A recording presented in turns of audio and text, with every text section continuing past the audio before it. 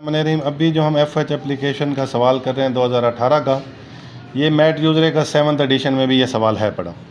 तो इसमें हमें वो कहता है जी कि factory overhead absorption rate of Ali manufacturing company, नाम ही जस्ट उसने चेंज किया बंदे का, 3 पर आर, बजटेड ओवरहेड 10,000 आवर्स हैं आपका per month, as rupees 30,000 for 16,000 hours per month, और 42,000 आपकी जो है ना, 10,000 के लिए आपकी 30,000 है, और 16,000 घंटे जब आप काम करेंगे तो वो 42,000 है। ठीक है जी। Actual factory overhead for the month is 44,000 and actual volume या एक्चुअल आवर्स वो 15,000 है। सबसे पहले मैं कहता है कि वेरिएबल रेट निकालें।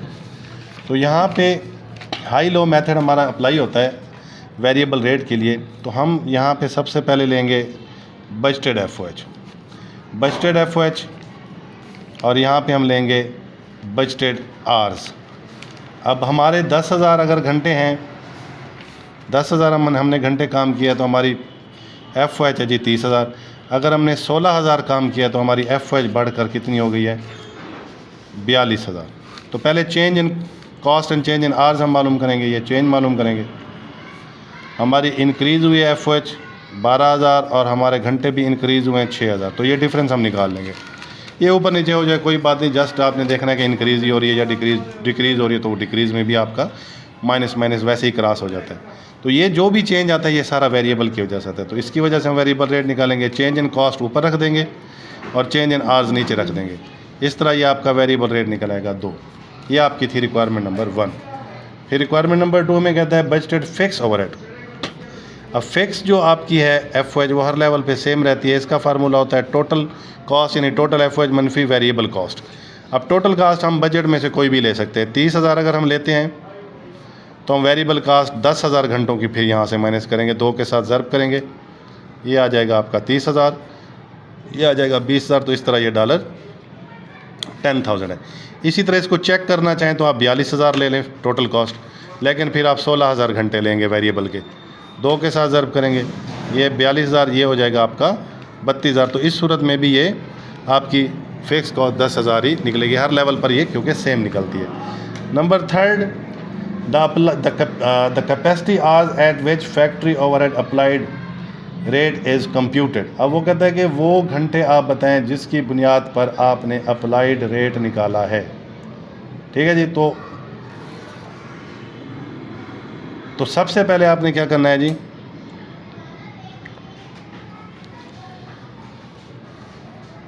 आपके पास वेरिएबल रेट आ गया कितना जी, 2। अब सबसे पहले अगर आप रेट निकाल लें कौन सा, फिक्स, तो उसका फार्मूला क्या होता है, fix FOH divided by base. अब हमसे बेसिकली वो ये बेस पूछ रहा है।